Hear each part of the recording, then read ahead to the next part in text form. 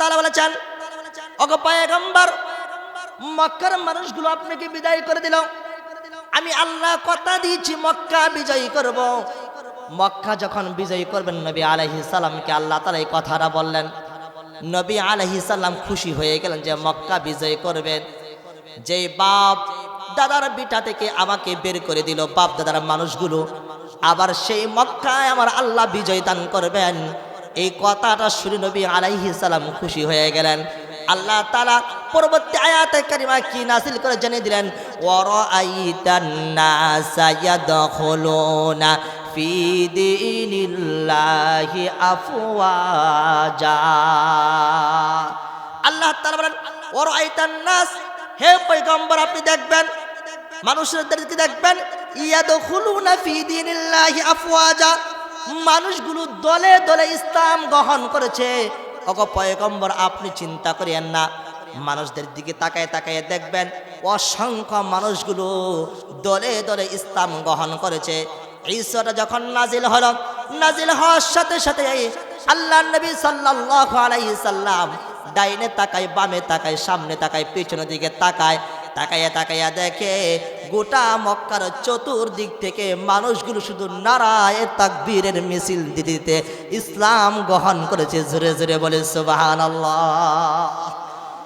আল্লাহ নবী সাল্লাল্লাহু আলাইহি সাল্লাম দেখলেন ইয়ামেন থেকে 700 লোক একসাথে নারায়ে তাকবীর দিলেন, একসাথে নারায়ে তাকবীর দিয়ে বলেন, ওগো পয়গম্বর আপনি হাতটা তাড়াতাড়ি বাড়াই দেন না গো পয়গম্বর।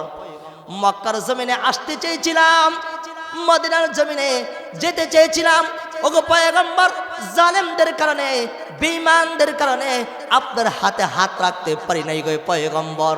আজকে যেহেতু আমার আল্লাহ বিজয় লাভ করেছে, ইয়েমেন থেকে আমরা 700 মানুষ, 700 মুসলমান একসাথে হইলাম।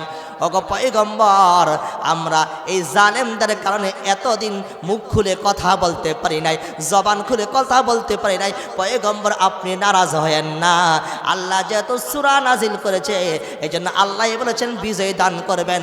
ওগো পয়গম্বর প্রকাশ্যে আজ আসলাম, তাড়াতাড়ি আমাদেরকে কালেমা পড়াইয়া মুসলমান বানাইয়া দেন। জোরে জোরে বলি সুবহানাল্লাহ। চতুর্দিক থেকে শত শত শত শত মানুষগুলো আসলো, কালেমা পড়ে মুসলমান হয়ে গেল। এতদিন কেন মুসলমান হয় নাই? জানে মুসলমান হইলে নির্যাতন করবে, মুসলমান হইলে জুলুম করবে। এই জুলুমের কারণে মানুষগুলো মুসলমান হতে পারে নাই। আল্লাহ তাআলা তাদের ঈমানকে এত পরিপূর্ণ দান করেছেন। পরিপূর্ণ ঈমান দেওয়ার কারণে সাথে সাথে আয়াতে কারিমা নাজিল হলো, শত শত মানুষগুলো এসে মুসলমান হয়ে গেলেন। ঈমানের পাওয়ার গোটা মক্কাতে আল্লাহ তাআলা, গোটা মক্কার জমিনে শুধু একই আওয়াজ, নারায়ে তাকবীর, আল্লাহু আকবার, এই স্লোগানের আওয়াজ কম্পিত হয়ে গেল। সুবহানাল্লাহ। মুহতারাম হাজিরিন, এই সূরাটা নাজিল হওয়ার পর 80 দিন থেকে 90 দিন পর্যন্ত নবী আলাইহিস সালাম কি করলেন? দুনিয়া থেকে চলে গেলেন। তখন আল্লাহ তাআলা পরবর্তী আয়াতে কারিমা নাজিল করলেন, ফাসাব্বিহ বিহামদি রাব্বিকা ওয়াস্তাগফির ইন্নাহু কানা তাওয়াবা। আল্লাহ তাআলা বলেন, আপনি আপনার পালনকর্তার পবিত্রতা বর্ণনা করুন এবং রবের কাছে ক্ষমা প্রার্থনা করুন এবং নিশ্চয়ই তিনি ক্ষমাশীল। বলেন আপনারা আমার জীবনের গুনাহগুলো ক্ষমা করতে পারেন কে? জবান খুলে বলি, কে ক্ষমা করতে পারেন? আল্লাহ তাআলা বলেন, ইন্নাহু কানা তাওয়াবা, নিশ্চয়ই তিনি ক্ষমাকারী। পৃথিবীর মানুষ কি ক্ষমা করতে পারে বলেন? মুহতারাম হাজরিন, ইমাম মুহাম্মদ রাহমাতুল্লাহ আলাইহি বলেন, তাফসীর কারকগণ তাফসীর ভিতরে উল্লেখ করেন, আয়াতে কারিমা ব্যাখ্যার ক্ষেত্রে ইমাম মুহাম্মদ রাহমাতুল্লাহ আলাইহি বলেন, দুনিয়ার মানুষের কাছে তোমরা বিচার চাইবা, দুনিয়ার মেম্বারের কাছে তোমরা বিচার চাইবা, দুনিয়ার বাপদের কাছে তোমরা বিচার চাইবা, তোমাদেরকে সাময়িক সময়ের জন্য তোমাদেরকে সান্ত্বনা দিবে। এটাই তো বাস্তবতা, ঠিক কিনা বলেন?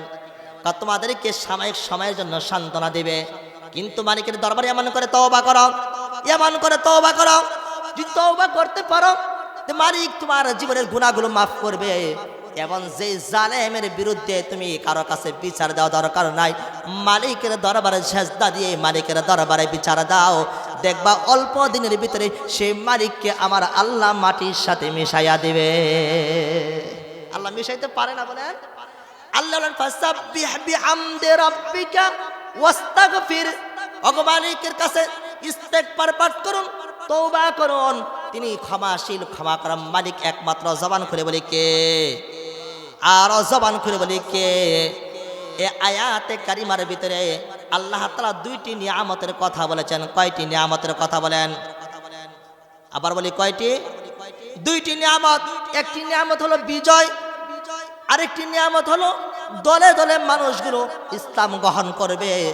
তাহলে বোঝা গেল গোটা সূরা থেকে আমরা বুঝলাম যে আল্লাহ তাআলা সূরাটা নাজিল করে বোঝাতে চেয়েছেন যে মক্কাটা বিজয় হবে। মক্কাটা কি হবে বলেন?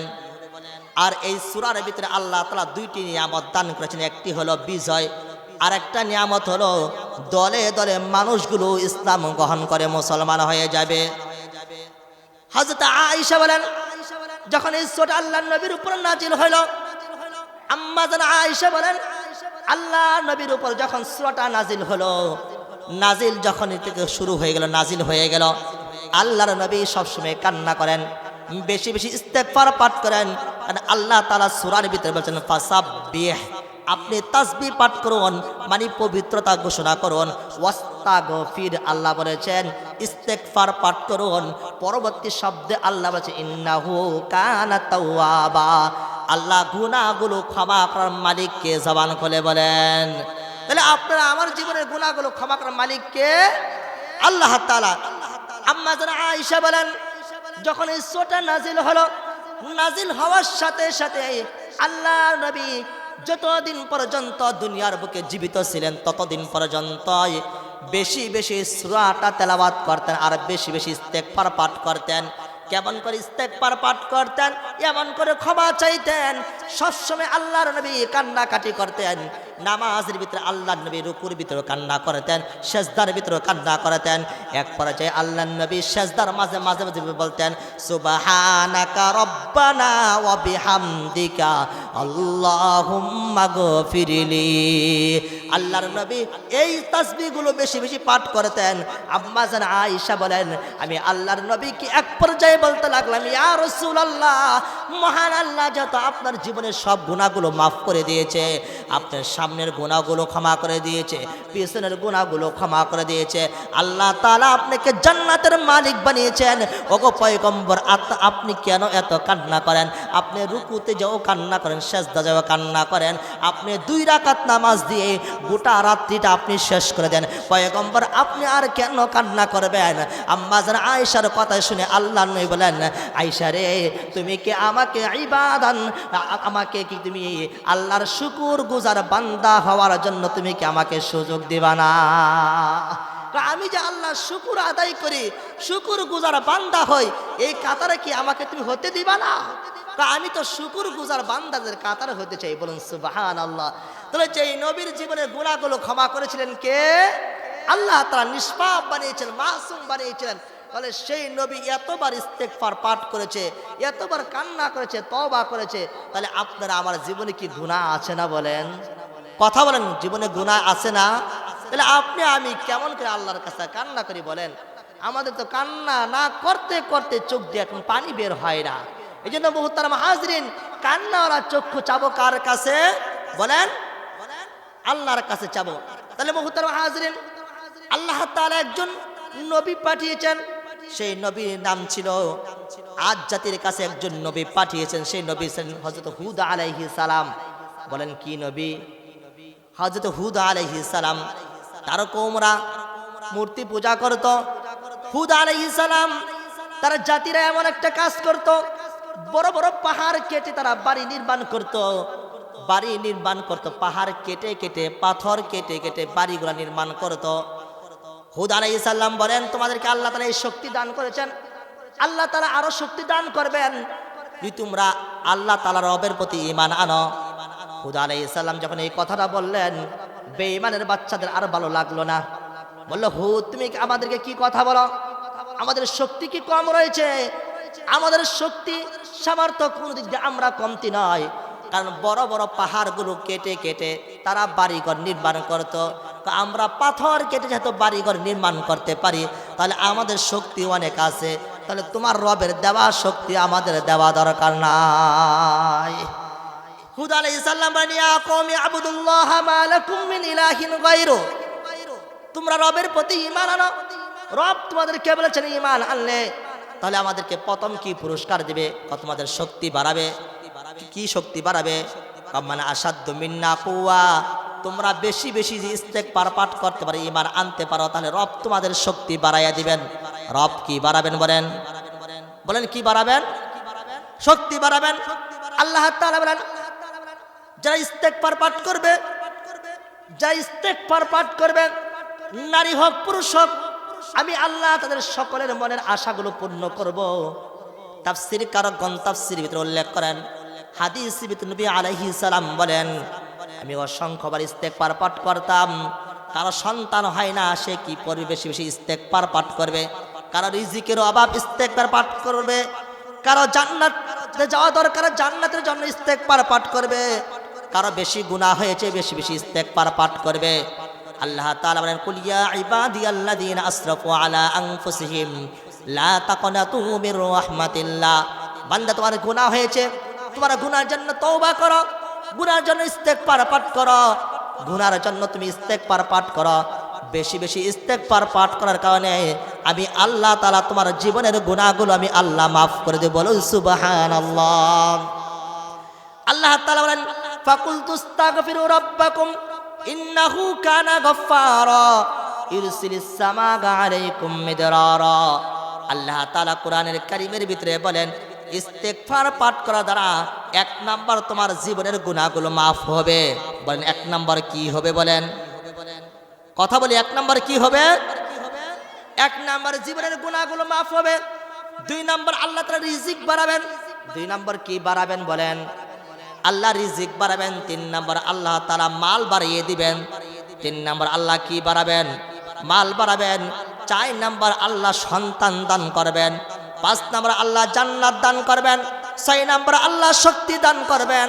তাহলে বোঝা গেল সমস্ত রোগের একটাই ওষুধ, বেশি বেশি ইস্তেগফার পাঠ করা। ঠিক কিনা বলেন? সমস্ত রোগের একটাই ওষুধ, বেশি বেশি কি করা? বলেন ইস্তেগফার পাঠ করা। আল্লাহ তাআলা বলেন, ফাকুলতু আস্তাগফিরু রাব্বাকুম ইন্নাহু কানা গফফারা ইরসিলিস সামাআ আলাইকুম মিদরারা ওয়া ইউমদিদুকুম বিআমওয়ালিন ওয়া বানিন। আল্লাহ তাআলা আয়াতে কারিমার ভিতরে বলেন, ইস্তেগফার পাঠ করা দ্বারা আমি আল্লাহ তাআলা এক নাম্বার তোমার জীবনের গুনাহগুলো মাফ করব। দুই নাম্বার তোমার রিজিককে বাড়িয়ে দেব। তিন নাম্বার তোমার মালকে আমি আল্লাহ বাড়িয়ে দেব। চার নাম্বার তোমার সন্তান দিব। পাঁচ নাম্বার জান্নাত দিব। ছয় নাম্বার তোমার শক্তি বাড়াইয়া দিব। তাহলে আমাদের বেশি বেশি ইস্তেগফার পাঠ করা দরকার আছে কিনা? বলেন দরকার আছে না? তাহলে বেশি বেশি যখন আমরা সময় পাই কি পড়বো? আস্তাগফিরুল্লাহ। সকলে জবান খুলে বলি আস্তাগফিরুল্লাহ, আস্তাগফিরুল্লাহ, আস্তাগফিরুল্লাহ, আস্তাগফিরুল্লাহ রব্বি মিন কুল্লি যামবি ওয়া আতুবু ইলাইহি লা হাওলা ওয়ালা কুওয়াতা ইল্লা বিল্লাহিল আলিয়্যুল আযীম। তাহলে আমরা বেশি বেশি ইস্তেগফার পাঠ করতে পারবো না ইনশাআল্লাহ? বলে হ্যাঁ, যে যখনই সময় পাই বেশি বেশি ইস্তেগফার পাঠ করব, আল্লাহর কাছে ক্ষমা চাবো। আল্লাহর নবী সাহাবী হযরত আবু হুরায়রা বলেন, আমি প্রতিদিন 12,000 বার ইস্তেগফার পাঠ করতাম। কয় হাজার বার? বলেন আবু হুরায়রা রাদিয়াল্লাহু তাআলা বলেন, আমি প্রতিদিন 12,000 বার ইস্তেগফার পাঠ করতাম। আল্লাহর নবী বলেন, ইন্নাহু লায়াগুনু আলা কলবি। আমি নবী বেশি বেশি ইস্তেগফার পাঠ করতাম। প্রতিদিন আমি নবী 70 বার ইস্তেগফার পাঠ করতাম। হুযায়ফা রাদিয়াল্লাহু তাআলা বলেন, আমি আমার স্ত্রীকে অনেক সময় আমি কঠিন মেজাজ দেখাইতাম। স্ত্রীর কাছে যখনই যাইতাম তখনই রাগ হয়ে যাইতাম। আল্লাহর নবীর কাছে বললাম, আল্লাহর নবী পয়গম্বর, আমি আমার স্ত্রীর সামনে গেলে আমি রাগ করি বেশি বেশি। আল্লাহ নবী বলেন, রে হুযায়ফা, তুমি বেশি বেশি ইস্তেগফার পাঠ করো। আমি যেদিন থেকে ইস্তেগফার পাঠ করতে লাগলাম, আমিও বেশি বেশি ইস্তেগফার পাঠ করলাম। আমি প্রতিদিন 70 বার ইস্তেগফার পাঠ করলাম। ইস্তেগফার পাঠ করা দ্বারা আমার স্ত্রীর ভিতরে আমার মহাব্বত ভালোবাসা আল্লাহ তাআলা দিয়ে দিয়েছেন, বলুন সুবহানাল্লাহ। তাহলে বেশি বেশি কি পড়বো আমরা বলেন? ইস্তেগফার পাঠ করব। আল্লাহ তাআলা বলেন বান্দা গুনাহ হয়েছে, গুনার জন্য কারো দরবারে যাওয়া দরকার নাই, কোনো ওলির কুতুবে যাওয়া দরকার নাই। তুমি যেহেতু গুনাহ করেছি, গুনার জন্য মসজিদে 2 রাকাত নামাজ পড়ে আল্লাহর কাছে কান্নাকাটি করো। নজুলে রহমাতের সময় আল্লাহর কাছে যখন চোখ দিয়ে পানি পড়বে, আমার আল্লাহ তাআলা ফেরেশতাদেরকে বলবেন, ফেরেশতারে আমার বান্দা বান্দি কেন এত পরিমাণ কান্না করে? আপনার সন্তান কথা শুনে বেশি বেশি ইস্তেগফার পাঠ করে আল্লাহর কাছে কান্না করব। আপনার স্ত্রী আপনার কথা শুনে বেশি বেশি ইস্তেগফার পাঠ করে কান্না করব। ও মায়ের জাতি, নারীর জাতি, আপনার স্বামী আপনার কথা শুনে না বেশি বেশি ইস্তেগফার পাঠ করে আল্লাহর কাছে কান্নাকাটি করুন। আপনার সন্তান আপনার কথা শুনে না, আপনি বেশি বেশি ইস্তেগফার পাঠ করুন। আপনি শেষ রাত্রে ওযু করে আপনি 4 রাকাত তাহাজ্জুদ নামাজ পড়ুন আর আল্লাহর কাছে কান্নাকাটি করুন। নুজুলে রহমতের সময় আমার আল্লাহ ফেরেশতাদেরকে ডাক দেবেন, ফেরেশতারা রে আমার বান্দা বান্দি কি চায় তাড়াতাড়ি যা চায় তাই দিয়ে দাও। ফেরেশতারা ডাক দেবে, ইয়া মালিক আপনার বান্দা বান্দি জাহান্নাম থেকে মুক্তি চায়, কারণটা কি? আমার বান্দা বান্দি কি জাহান্নাম কি দেখেছে নাকি? ফেরেশতা বলবে, ইয়া আল্লাহ আপনার বান্দা বান্দি তো জাহান্নাম দেখে নাই। তাহলে কি কোরআন হাদিসের কথাগুলো শুনেছে? জান্নাত কি দেখেছে? না না, কোরআন হাদিসের কথাগুলো শুনে জান্নাত চায়, জাহান্নাম থেকে মুক্তি চায়। আল্লাহ তাআলা বলেন আমার বান্দা বান্দি যেহেতু আমার দরবারে কান্না করছে, নজুলে রহমতের সময় বান্দা যা চাবে আমি মালিক আল্লাহ বান্দাকে তাই দিয়ে দিয়ে, বলুন সুবহানাল্লাহ। তাহলে নজুল রহমতের সময় আমরা আল্লাহর কাছে কান্নাকাটি করতে পারবো না ইনশাআল্লাহ বলে। হ্যাঁ, তাহলে যখনই মুসিবত আসে, মুসিবত আসলে ব্যঙ্গে পড়বো না, কান্না করব কার কাছে বলেন? জবান খুলে বলি কান্না করব কার কাছে? হ্যাঁ, তাহলে সর্বক্ষেত্রে কান্না করবে একমাত্র মালিকের দরবারে। তাহলে মালিক সকল সমস্যা সমাধান করতে পারেন কে? আল্লাহ তাআলা। যেহেতু আল্লাহ তাআলা সমস্যা সমাধান করতে পারে, তাহলে সে মালিকের দরবারে ইস্তেগফার পাঠ করব, সে মালিকের দরবারে কান্না করব। কান্না করলে মালিক আপনাকে আমাকে জান্নাতের মালিক বানাবে। এমন দুনিয়া কেন? আল্লাহর নবী বলেন যাকে সর্বনিম্ন একটা জান্নাত দেওয়া হবে তাকেও এই দুনিয়ার 10 দুনিয়া তাকেও জান্নাত দেওয়া হবে। জোরে জোরে বলি সুবহানাল্লাহ।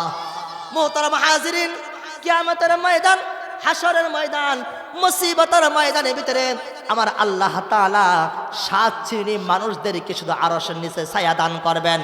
বলেন কয় শ্রেণী মানুষদেরকে? জোরে কথা বলি, কয় শ্রেণী মানুষদেরকে?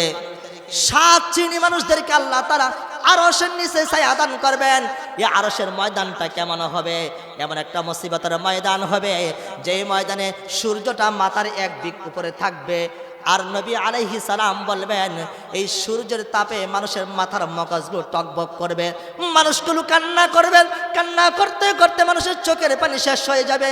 মানুষ কান্না করতে করতে চোখের পানি শেষ হয়ে যাওয়ার পর চোখ দিয়ে রক্ত বের হবে, জিহ্বাটা নাভি পর্যন্ত বের হয়ে যাবে। মানুষগুলো শুধু কান্না করবে আর নবীকে বলবে, ওগো পয়গম্বর, ওগো পয়গম্বর তাড়াতাড়ি আপনি আল্লাহর দরবারে যেয়ে বলুন তাড়াতাড়ি ফয়সালা করার জন্য। সমস্ত সাহাবায়ে কেরামগণ বলেন একই হাদিসের আওয়াজ, সমস্ত সাহাবায়ে কেরাম বলেন জাহান্নামের ময়দান এত কঠিন ময়দান হবে, হাসরের ময়দান এত কঠিন ময়দান হবে, মা বাবাকে চিনবে না, বাবা মাকে চিনবে না, কেউ কাউকে চিনবে না, সন্তান মাকে চিনবে না, সন্তান বাবাকে চিনবে না, বাবা সন্তানকে চিনবে না, কেউ কাউকে চিনবে না। শুধু সবাই বলবে ইয়া নাফসি ইয়া নাফসি ইয়া নাফসি বলবে। সমস্ত পয়গম্বরগণ বলেন, সমস্ত নবীদের উম্মতগুলো দৌড়াইয়া দৌড়াইয়া বাবা আদম আলাইহিস সালামের কাছে যাইবে, ওগো পয়গম্বর আপনি আমাদের বাবা, আপনি আজকে বলুন মালিকের দরবারে তাড়াতাড়ি বলুন, মালিক যেন আমাদেরকে সমাধান করে দেয়। আজকে আর কষ্ট সহ্য হইতেছে না, আর কষ্ট করতে পারছি না, দাঁড়াইয়া থাকতে থাকতে মালিকের কাছে তাড়াতাড়ি আবদার করুন, আর কষ্ট সহ্য হয় না। 50,000 বছর পর্যন্ত হাসর ময়দানে দাঁড়াইয়া থাকবো। ওগো মালিকের দরবারে তাড়াতাড়ি যেয়ে বলুন মালিক যেন একটা ফয়সালা করে দেয়, ওই জান্নাত দিবে না হয়ে জাহান্নামে দিবে। সমস্ত নবীদের উম্মতগুলো দৌড়ে দৌড়ে আদম আলাইহিস সালামের দরবারে যাবে। যাবে। আদম আলাইহিস সালাম বলবে না না, আমি আল্লাহর কাছে আজকে সুপারিশ করতে পারবো না। নূহ পয়গম্বর দরবারে যাবে, নূহ পয়গম্বর বলবে না না আমি পারবো না। নূহ আলাইহিস সালামের কাছে যাওয়ার পর সমস্ত উম্মতদেরকে তাড়াইয়া দিবে। ইব্রাহিম পয়গম্বরের কাছে যাবে, ইব্রাহিম বলবে ইয়া নাফসি আমি পারবো না। এমন করে সমস্ত পয়গম্বরগণ বলেন একই আওয়াজে একই আওয়াজ হবে, সমস্ত মানুষগুলো রাসূলের কাছে আসবে। ওগো পয়গম্বর, জান্নাত আরশ কুরসি লৌহে কালামের মালিক যত আল্লাহ তাআলা আপনাকে বানিয়েছেন, আপনি আল্লাহর কাছে সুপারিশ করুন। আপনি সুপারিশ আল্লাহ কবুল করে তাড়াতাড়ি আমাদের হিসাব নিকাশের ব্যবস্থা করবেন। সমস্ত মানুষগুলো যখন কান্না করবেন, আল্লাহর নবী সেজদায় পড়ে কান্না করবেন, কান্না করে করে আল্লাহর কাছে বলবেন। আল্লাহ তাআলা বলেন পয়গম্বর, আপনাকে উহুদের ময়দানে কান্না করেছি, বদরের ময়দানে কান্না করেছি, আপনি খন্দকের ময়দানে কান্না করেছেন, মক্কার জমিনে কান্না করেছেন, মদিনার জমিনে কান্না করেছেন, অসংখ্য কাফের বেঈমানকে আপনার প্রতি জুলুম করেছেন, আপনি কান্না করেছেন। আজ আপনি কিয়ামতের ময়দানে হাসরের ময়দানে কান্না করবেন। আমি আল্লাহ এটা চাইব না, আমি আল্লাহ সহ্য করতে পারবো না। ওগো পয়গম্বর, আপনি মাথা উঠান, আপনি যার জন্য সুপারিশ করবেন আমি আল্লাহ তাকেই সুপারিশটা কবুল করে জান্নাতওয়ালা বানাইয়া দেব। সুবহানাল্লাহ। মোহতারাম হাজিরিন, 50,000 বছর পর্যন্ত হাসরের ময়দানে দাঁড়াইয়া থাকতে হবে। আল্লাহ নবী বলেন যে 7 শ্রেণী ব্যক্তিদেরকে আরশের নিচে আল্লাহ ছায়া দান করবেন। কয় শ্রেণী ব্যক্তিদেরকে? জবান খুলে বলে। 1 নম্বর হলো আল ইমামুল আদিল। আল্লাহ নবী বলেন সাবআতু ইউজিল্লুহুমুল্লাহু ফি জিল্লিহি ইয়াওমা লা জিল্লু ইল্লা জিল্লু। 7 শ্রেণী ব্যক্তিদেরকে আল্লাহ তাআলা আরশের নিচে ছায়া দান করবেন। 1 নম্বর হলো আল ইমামুল আদিল। বলেন কি? ইনসাফ ওয়ালা বাদশা। বলেন কে? জবান খুলে বলি, কি বলি? ইনসাফ ওয়ালা বাদশা। 1 নম্বর হলো ইনসাফ ওয়ালা বাদশা। তাহলে ইনসাফ ওয়ালা বাদশা যিনি হবেন তাকে আল্লাহ তাআলা আরশের নিচে ছায়া দান করবেন। গোটা জমিনটা শুধু তামার মতন থাকবে, মাথার 1 বিঘ উপরে সূর্য থাকবে। তখন আরশের ময়দানে কয় শ্রেণী ব্যক্তিদেরকে আল্লাহ সাহায্য করবেন? বলি জবান খুলে, আবার জবান খুলে বলি। 7 শ্রেণী ব্যক্তিদেরকে কে সাহায্য করবেন? আল্লাহ তাআলা সাহায্য করবেন। 1 নম্বর হলো আল ইমামুল আদিল। নেই ইনসাফ ওয়ালা বাদশা। আর নেই ইনসাফ ওয়ালা বাদশাটা কেমন? আল্লাহ তাআলা শরীয়তের বিধান অনুযায়ী কম করে না, বাড়াবে না। অনেক বাদশা আছে নিজের বুদ্ধি থেকে বাড়ায়, আবার নিজের বুদ্ধি থেকে কমায়, এমনটা হবে না। যে কোরআন হাদিসের বিধান অনুযায়ী ফায়সালা করবে, এই ফায়সালা করার কারণে আল্লাহ বলেন এমন বাদশা যারা থাকবে তাদেরকে বলা হবে আল ইমামুল আদিল। আল্লাহ ইনসাফকারী বাদশার বৈশিষ্ট্য হবে 4টি। কয়টি বৈশিষ্ট্য বলেন? জবান খুলে বলি, কয়টি বৈশিষ্ট্য? নেই ইনসাফকারী বাদশার বৈশিষ্ট্য হলো 4টি। আল্লাহ তাআলা সূরাতুল হজ্জের ভিতরে 41 নম্বর আয়াতে কারিমার ভিতরে আল্লাহ তাআলা বলেন আল্লাযীনা ইম্মাক্কান্নাহুম ফিল আরদি আকামুস সালাত ওয়া আতাউজ যাকাত। 1 নম্বর হলো আদিল বাদশার, ইনসাফ ওয়ালা বাদশার 1 নম্বর বৈশিষ্ট্য হবে সে নামাজ প্রতিষ্ঠাতা করবে। কি করবে বলেন? নামাজ কায়েম করবে। কি বলেন? আজকে যদি আমি আপনি যেন 10 জন 20 জন 500 হুজুর যদি একসাথে বলি নামাজ পড়তে হবে, তাহলে আপনার আমার কথা অনেক মানুষ শুনবে না, শুনবে না। আর যদি আজকে বাদশাহ বলে সমস্ত মানুষের নামাজ 5 ওয়াক্ত নামাজ মসজিদে পড়তে হবে, তাহলে বলেন আজ রাত্রে যদি বলে কাল ফজর টাইমে যারা প্রথম কাতারে মুসল্লি এখন আছেন তারা জায়গায় পাইবেন না। ঠিক কিনা বলেন? তারা জায়গায় পাইবেন? বলেন তারা জায়গা পাইবেন না, কারণ বাদশাহ হুকুম করেছে। এই জন্য আল্লাহর নবী বলেন আল ইমামুল আদিল। নেই ইনসাফ ওয়ালা বাদশাহ, তার বৈশিষ্ট্য হবে 4টা। 1 নম্বর হলো আকামুস সালাহ, নামাজ কায়েম করবে। 2 নম্বর আতাউজ যাকাত, যাকাতের ব্যবস্থা করবে। ওয়া আমারু বিল মারুফ, সৎ কাজের আদেশ করবে। ওয়া নাহাউ আনিল মুনকার, অসৎ কাজ থেকে মানুষকে নিষেধ করবে। তাহলে বুঝলাম নেই ইনসাফকারী বাদশার বৈশিষ্ট্য কয়টি? জবান খুলে বলি, কয়টি? 4টি বৈশিষ্ট্য। নবী আলাইহিস সালাম সমস্ত বাদশার ভিতরে সব থেকে নেই ইনসাফ ওয়ালা বাদশা আছেন একমাত্র একজন। তিনি কে? আপনার আবার পয়গম্বর জনাবে রাসূলুল্লাহ সাল্লাল্লাহু আলাইহি ওয়াসাল্লাম। আল্লাহর নবী যখন বাদশাহী রাজত্ব করেছিলেন তখন মাখজুম গোত্রের একজন নারী সে চুরি করেছিল, চুরিতে ধরা খেয়েছিল। মাখজুম গোত্রে ছিল ওই জমানার ভিতরে সব থেকে দাপটশীল একটা বংশের লোক। মাখজুম গোত্রের নারী চুরি করেছে। এখন নবী আলাইহিস সালাম এখন বিচার ফায়সালা করবেন। এখন সাহাবায়ে কেরামের ভিতরে কথাগুলো কানে কানে ফিসফিস হতে লাগলো যে মাখজুম গোত্রের নারী চুরি করেছে, এত দাপটশীল নারী চুরি করেছে, তার বিচারটা কি হালকা করা যায় কিনা, তার বিচারটা কি করা যায় কিনা, হালকা করা যায় কিনা। এই কথাটা নবীর কাছে কে বলবে? একজন সাহাবী বলে তুমি বলেন, তুমি আপনি বলেন, আপনি বলেন। কেউ তো বলার সাহস পায় না, কারণ ইনসাফওয়ালা বাদশাকে নবী আলাইহিস সালাম নবীর কাছে কে বলবে মাখজুম গোত্রের নারী চুরি করেছে? যখন নবী আলাইহিস সালামের কাছে কথাটা কে বলবে, তখন সমস্ত সাহাবায়ে কেরাম পরামর্শ করলেন যে যায়েদ ইবনে হারেসার সন্তান উসামা রাদিয়াল্লাহু তাআলা নবী আলাইহিস সালামের নাতি, নবী আলাইহিস সালাম তাকে খুব ভালোবাসেন। তাহলে উসামাকে যদি আমরা বলি, তাহলে উসামা নবীর কাছে বলবে যে মাখজুম গোত্রের নারীর বিচারটা কি হালকা করা যায় কিনা, নবীর কাছে এই কথাটা বলবে। উসামা রাদিয়াল্লাহু তাআলা নবীর কাছে যেয়ে বললেন, ওগো পয়গম্বর, মাখজুম গোত্রের নারী চুরি করেছে, তার বিচারটা কি হালকা করা যায় না? আল্লাহর নবী কথা শোনা মাত্রই বললেন, উসামা তুমি কেমন কথা বললা, তুমি কেমন কথা বললা? আল্লাহর বিধি বিধান যেটা নির্ধারণ করা হয়েছে, সে বিধি বিধান তুমি শিথিল করার জন্য, হালকা করার জন্য আমি মুহাম্মদকে তুমি বলছ?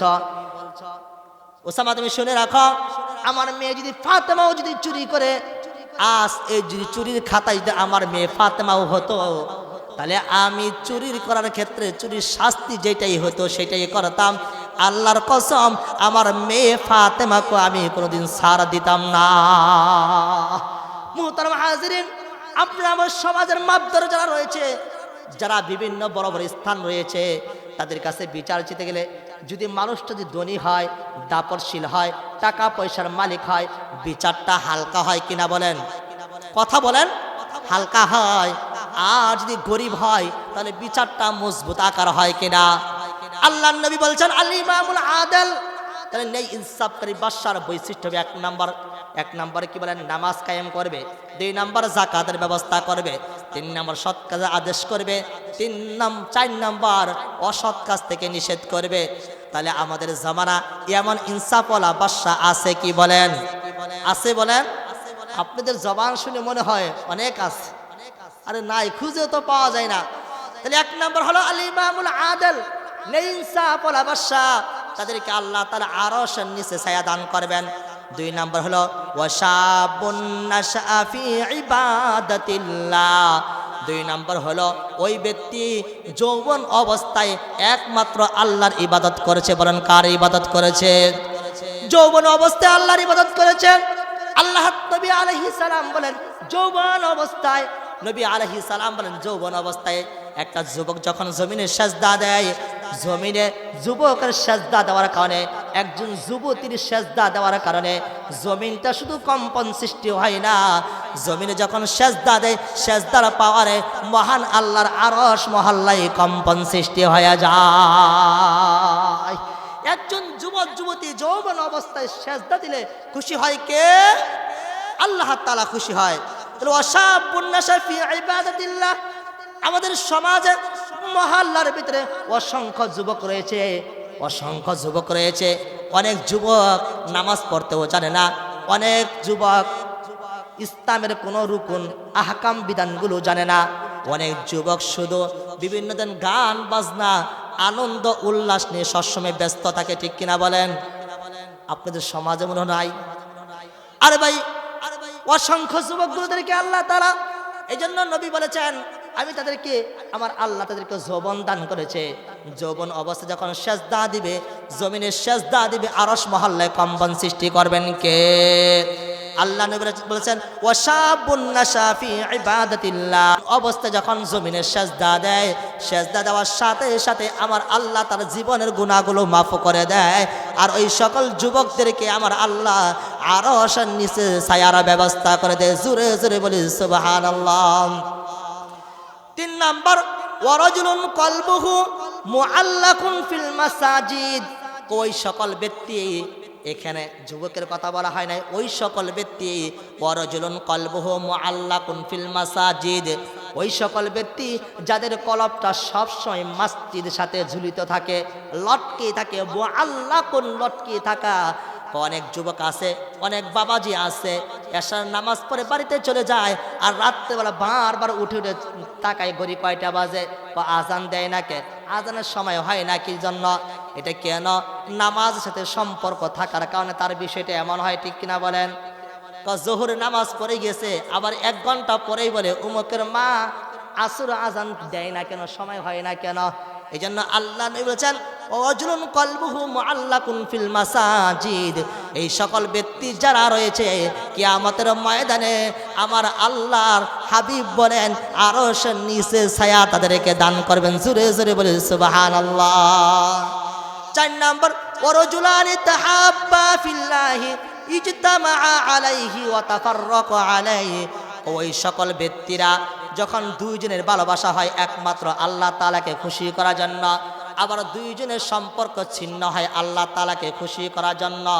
কবর হয় একজন যুবক আরেকজন যুবকের সাথে সম্পর্ক হয়, বন্ধুত্ব হয় একমাত্র খুশি কাকে করার জন্য, জবান খুলে বলে। আবার বন্ধুত্ব সম্পর্ক ছিন্ন হয় একমাত্র আল্লাহ তাআলাকে খুশি করার জন্য। ওয়ারজুলানি তাহাব্বা ফিল্লাহি ইজতামা আলাইহি ওয়া তাফাররাকা আলাইহি। যখন পৃথক হয় একমাত্র আল্লাহ তাআলাকে খুশি করার জন্য, বন্ধুত্ব হয় আল্লাহ তাআলাকে খুশি করার জন্য, আবার পৃথক হয় একমাত্র আল্লাহ তাআলাকে খুশি করার জন্য। দুনিয়ার কোনো রাজা বাদশা কোনো মন্ত্রীকে খুশি করার জন্য বন্ধুত্ব হয় না, বন্ধুত্ব হয় একমাত্র জবান খুলে বলি কার জন্য? আল্লাহ ওই সকল ব্যক্তিদের জন্য।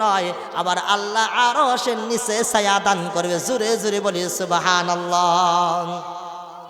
5 নাম্বার ওয়ারজুলুন দাআতহু ইমরাতুন যাতু মানসিবিন ওয়া জামালিন ফাকালা ইন্নী আখাফুল্লাহ।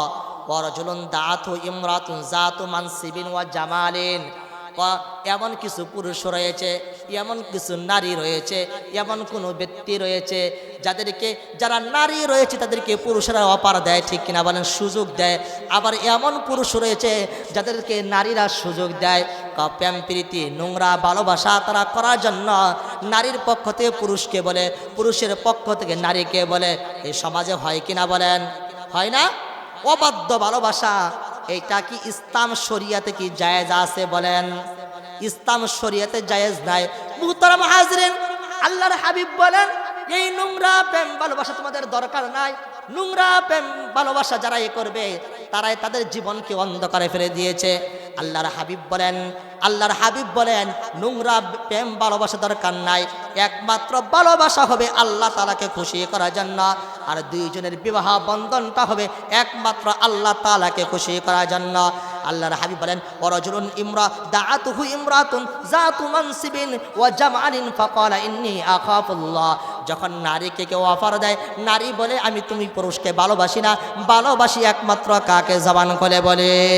কোন পুরুষকে নারী অফার দেয়, পুরুষ বলে না না না না আমি তোমাকে ভালোবাসি না, ভালোবাসি একমাত্র আল্লাহ তাআলাকে। এই জন্য যে নারী পুরুষ এই কথাটা বলবে ইন্নী আখাফুল্লাহ, আমার আল্লাহর হাবিব ডাক দিয়ে বলেন যে যুবকটা যে যুবতী এই কথা বলবে সেই যুবক সেই যুবতীকেও আল্লাহ তাআলা আরশের নিচে ছায়া দান করবে। জোরে জোরে বলি সুবহানাল্লাহ। 6 নাম্বার ওয়ারজুলুন তাসাদ্দাকা আকফা হাত্তা লা তা'লামা শিমালুহু মা তুনফিকু ইয়ামিনু।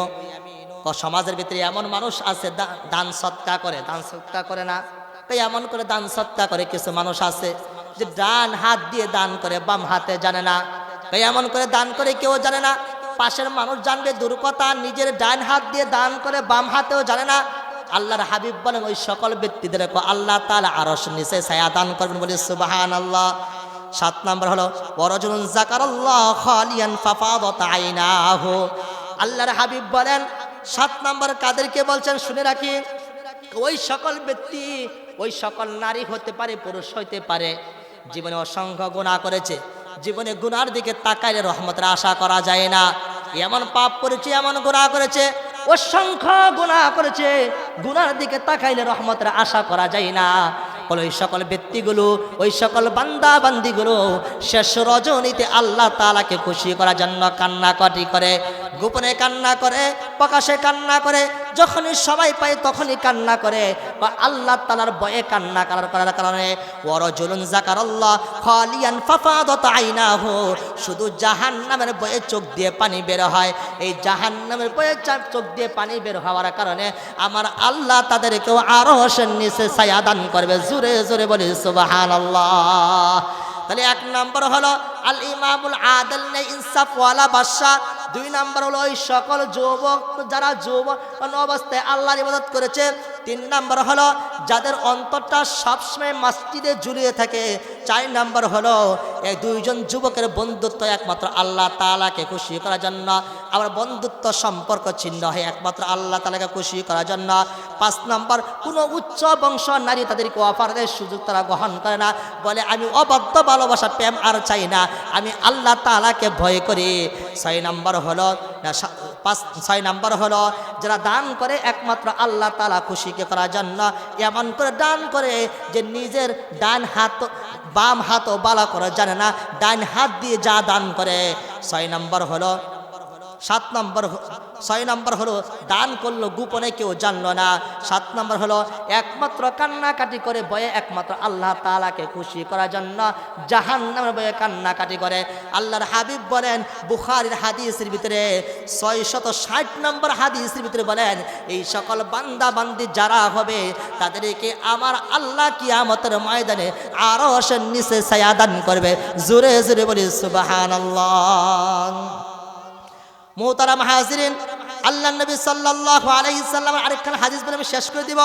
নবী আলাইহিস সালামের হাদিস বলেন, ওই একজন নারীকে আল্লাহ তাআলা 8টা জান্নাতের মালিক বানাবেন কখন? তাহলে আল্লাহ তাআলা বলেন জান্নাত কয়টা রেখে দিয়েছেন বলেন তো, বলেন কয়টা? 8টা জান্নাত। নবী আলাইহিস সালামের একখান হাদিস, আন আনাস ইবনে মালিক রাদিয়াল্লাহু তাআলা আনহু قال النبي সাল্লাল্লাহু আলাইহি সাল্লাম, একজন নারী যদি 4টা কাজ করে, একজন নারী যদি 4টা কাজ করে, নারীকে আল্লাহ তাআলা 8টা জান্নাতের মালিক বানাবেন। কয়টা জান্নাতের মালিক বানাবেন বলেন? জবান খুলে বলি, কয়টা জান্নাতের মালিক বানাবেন? 1 নম্বর হলো আল ইমরাতু ইদা সাল্লাত আল মারআতু ইদা সাল্লাত খামসাহা, আল মারআতু ইদা সাল্লাত খামসাহা, যেই নারী 5 ওয়াক্ত নামাজ আদায় করে, যেই নারী কি করে 5 ওয়াক্ত নামাজ আদায় করে। 2 নম্বর হলো ওয়াসামাত শাহরাহা, রমজানের রোজা রাখে। 3 নম্বর হলো ওয়া আহসানাত ফারজাহা, নিজের লজ্জা স্থানে হেফাজত করে। 4 নম্বর হলো ওয়া ইতাআত বালাহা, নিজের ওয়া আহসানাত ফারজাহা, নিজের লজ্জা স্থান হেফাজত করে। ওয়া ইতাআত বালাহা, স্বামীর বিষয়গুলো আমানত রাখে। এই 4টা কাজ যে করবে সেই নারীকে আমার আল্লাহ 8টা জান্নাতের মালিক বানাবে। বলো সুবহানাল্লাহ। 1 নম্বর নারী কি করবে? 5 ওয়াক্ত নামাজ পড়বে। 1 নম্বরে কি নারী 5 ওয়াক্ত নামাজ পড়বে। 2 নম্বর রমজানের রোজা রাখবে। 3 নম্বর ওয়া আহসানাত ফারজাহা, নিজের লজ্জা স্থানকে হেফাজত করবে। 4 নম্বর ওয়া ইতাআত বালাহা, স্বামীর আনুগত্য করবে, স্বামী যা বলে তার হুকুম মানবে। এই 4টা যদি কোনো নারী আমল করতে পারে, নারীকে আল্লাহ তাআলা কয়টা জান্নাতের মালিক বানাবেন বলে? হ্যাঁ, আল্লাহ নবী কি বলেন? ফালতাদখুল, আল্লাহ নবী পরবর্তী শব্দ বলেন যে তাকে শাআত, হাদিসের শেষে শব্দ বলেন শাআত, আল্লাহ তাআলা তাকে জান্নাতের 8টা মালিক বানাবেন। তাহলে একজন নারী যদি 4টা আমল করে তাকে জান্নাতের মালিক বানাবেন কে? কোনো পুরুষ যদি আমল করে পুরুষকে জান্নাতের মালিক বানাবেন কে? এই জন্য কবি ইকবাল তার কবিতার ভিতরে বলেন, कैसे कैसे ताजदार बादशाहे चल गए, कैसे कैसे ताजदार बादशाहे चल गए, वो खजाना बाला खाना शान शौकत किया हुए, वो खजाना बाला खाना शान शौकत किया हुए, कैसे कैसे खूबसूरत रानिया शहजादिया, कैसे कैसे खूबसूरत रानिया शहजादिया, तन बदन सब गल गया हो शक्ल सूरत किया होए। ওই দুনিয়ার চেহারা সৌন্দর্য দেখে তুমি পাগল হইও না, দুনিয়ার চেহারা সৌন্দর্য তার সৌন্দর্য নাই। যখন তুমি চলে যাওয়া যখন ডাক এসে পড়বে, তোমার সমস্ত চেহারাগুলো এক মুহূর্তের ভিতরে শেষ হয়ে যাবে। ঠিক কিনা বলেন? তাহলে আপনারা আমার চেহারা সৌন্দর্য দান করেছেন কে? জবান খুলে বলি কে দান করেছেন? তো কেইসে কেইসে তাজদারে বাদশাহে চল গায়ে, কত বাদশা ছিল, তাদের চেহারাগুলো কত সুন্দর ছিল, তারা কেউ নাই, সবাই চলে গেছে। ও খাজানা বালা খানা শান শৌকত কিয়া হুয়ে, তাদের বালা খানাগুলো, তাদের রাজপ্রাসাদগুলো তাকিয়ে তাকিয়ে দেখো, রাজপ্রাসাদের সিংহাসনগুলো সিংহাসন জায়গায় পড়ে রয়েছে, কিন্তু সেই মানুষগুলো আর জমিনের উপর খুঁজে পাওয়া যায় না, সেই মানুষগুলো কবরে মাটির নিচে দাফন হয়ে গিয়েছে। বলেন কেইসে কেইসে খুবসুরত রানিয়া শাহজাদিয়া তন বদন সব গব গয়া হু শক্ল সারত কিয়া হুয়ে, এই চেহারা সুরত কিছুই থাকবে না, সব শেষ হয়ে যাবে, এই সৌন্দর্য কোনো কিছুই থাকবে না, সব শেষ হয়ে যাবে। বাবাজি আজকে আপনি মারা যান, মারা যাওয়ার মুহূর্তের ভিতরে আপনার পরিবার খানদানের মানুষগুলো চিন্তা ফিকির করবে বাবাকে কোন সময় দাফন দেওয়া যায়, তাড়াতাড়ি তা বাবাকে বিদায় করার জন্য চিন্তা ভাবনা করবে। কোনো বাবা এই চিন্তা করিয়েন না, আপনি মারা যাওয়ার পর এই মৌরা উত্তরপাড়া বাইতুল নূর জামে মসজিদের আশেপাশে কোনো গাড়ি ঘোড়া বন্ধ হবে না, না না, কোনো গাড়ি ঘোড়া বন্ধ হবে না, কোনো কিছুই বন্ধ হবে না। মা আপনি চিন্তা করিয়েন না যে আপনি মারা যাওয়ার পর অনেকগুলো গাড়ি ঘোড়া রাস্তাঘাট বন্ধ হয়ে যাবে, না না, কোনো কিছুই বন্ধ হবে না। গাড়ির জায়গা গাড়ি যাই থাকবে, বাড়ির জায়গা বাড়ি থাকবে। নারী তুমি তো থাকবা না, তুমি জায়গাটা পরিবর্তন করে তুমি গুরুস্থানে চলে যাবা। বাবা বাবার জায়গা থাকবে না, না বাবা তোমার জায়গা জমিন সব জায়গা মতো পড়ে থাকবে, শুধু তুমি থাকবা না, তুমিও চলে যাবা কবরের জিন্দিগিতে। এই জন্য বলছেন কেইসে কেইসে খুবসুরত রানিয়া শাহজাদিয়া, কত রানী কত বাদশা এত সৌন্দর্য ছিল, যাদের চেহারাগুলো, যাদের চাকচিক্য পরিবেশটা করার জন্য ডেলি ডেলি হাজার হাজার টাকা তারা চেহারার পিছনে খরচ করেছিল, এত দামি দামি কাপড় উপরে ছিল, কেউ থাকতে পারে নাই। বাবা আপনিও থাকতে পারবেন না, মা আপনিও থাকতে পারবেন না। এই জন্য প্রত্যেকটা মা বোনদেরকে অনুরোধ করে বলবো, প্রত্যেকটা বাবাজিকে অনুরোধ করে বলবো, নামাজ এক নম্বর আমাদের সকলের নামাজ পড়তে হবে, ঠিক কিনা বলেন? নামাজ পড়বো আর শেষ রজনীতে আল্লাহর কাছে কান্নাকাটি করব, যদি পারি কোরআনটা বুকে নিয়ে আল্লাহর কাছে কান্নাকাটি করব, কোরআনটা এভাবে বুকে ধরবো, শেষ রজনীতে কান্না করব, কোরআনটা বুকে ধরে মালিকের দরবারে হাত উঠাবো, হাত উঠাইয়া বলবো, মালিক কোরআন তো সুন্দর, কোরআন তো সুন্দর, আমি তো বুঝি না, কোরআনের ভিতরে নূর রয়েছে, কোরআনের ভিতরে ভালোবাসা রয়েছে, কোরআনের ভিতরে প্রেম রয়েছে, কোরআনের ভিতরে ভালোবাসা রয়েছে, কোরআনের ভিতরে নোংরা কোনো ভালোবাসা নাই, কোরআনের ভিতরে কোনো খবাসাতের কোনো কথা নাই, কোরআনের ভিতরে যা রয়েছে সব আল্লাহ সত্য বলেছে। আপনি আমি কোরআনটা বুকে যদি মালিকের দরবারে কান্নাকাটি করি, আর মালিক যদি মালিক কোরআনে যা বলেছে সব সত্য বলেছ, মালিক আমি গুনাহগার, নারী যদি বলে মালিক আমি গুনাহগার আমাকে মাফ করে দাও, কোনো নারী কোনো পুরুষ যদি এমন করে কান্নাকাটি করে, আমার আল্লাহ জবান খুলে নবীকে জানাই দেয়, পয়গম্বর আপনার উম্মত যদি এমন করে কান্নাকাটি করে, আমি আল্লাহ কথা দিলাম ওই বান্দা বান্দির চোখের পানিগুলো নাকের ডুগা আসার আগেই আমি আল্লাহ তাকে মাফ করে জান্নাতের মালিক আমি আল্লাহ বানাইয়া দিব। কেমন জান্নাতের মালিক বানাবো? আল্লাহর হাবিব বলেন, আল্লাহ তাআলা নবী আলাইহিস সালামের উপর কোরআনে কারীম আয়াতে কারিমা নাজিল করে জানিয়ে দেন যে এক নাম্বার হলো তোমরা যে ঈমান আনতে পারো, আমল সলিহান এক কাজ করতে পারো, তাহলে আমি তোমাদেরকে ছোটখাটো জান্নাতের মালিক বানাবো না, জান্নাতে ফেরদাউসের মালিক আমি আল্লাহ তোমাদেরকে বানাইয়া দিব। মুহতারাম হাজিরিন, যে কথাগুলো বললাম এই কথাগুলো আমাদেরকে আমল করার জন্য মালিক যেন তৌফিক দান করে, সকলে বলে আমিন। আল্লাহ যেন আমাদের সবাইকে যেন পরিপূর্ণ হেদায়েত দান করে, সকলে বলে আমিন। গোটা সমাজ গোটা মহল্লা ভিতরে যেন আল্লাহ তাআলা যেন কোরআনের বাতি কোরআনের নূর যেন চমকাই দেয়, সকলে বলে আমিন। যখনই সময় পান তখনই গুরুস্থানে যাবেন, যে আল্লাহর কাছে কান্নাকাটি করবেন, আল্লাহ তাআলার কাছে বলবেন, মালিক যারা গুরুস্থানে শুয়ে আছে সবাইকে মাফ করে দাও, মালিক কোন সময় যেন আমার ডাকটাও আসে, আমি তো বাঁচবো না, আমি তো চলে যাব, আমাকেও মাফ করে দিও। মালিকের দরবারে কান্নাকাটি করতে পারবেন না? আমার ইচ্ছা, আমি যখনই সময় পাই, আমাকে তো আপনারা ভালো করেই চিনেন, যখনই সময় পাই আমি চেষ্টা করি এই মৌরা কবরস্থানে যেয়ে আল্লাহর কাছে একটু ফরিয়াদ করার জন্য, যে আল্লাহ যেন সমস্ত মানুষদেরকে মাফ করে দেয়, সকলে বলে আমিন। নারী পুরুষ যে যেখানে আছে আল্লাহ পাক সবাইকে যেন সুখ দান করে, সকলে বলে আমিন। দেশে বিদেশে সব প্রত্যেককে যেন আল্লাহ সুখ আর শান্তির নিয়ামত দান করে, সকলে বলে আমিন। যে কথাগুলো বললাম এই কথাগুলো যদি কোনো ভুল হয়ে থাকে আল্লাহ যেন মাফ করে দেয়, আপনারাও যেন মাফ করে দেন, মালিক যেন সর্বপ্রথম মাফ করে দেয়, তারপরে আপনারাও যেন মাফ করে দেন।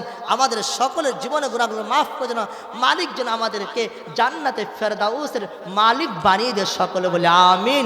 ওয়া আখির দাওয়ানা আনিল হামদুলিল্লাহি রাব্বিল আলামিন।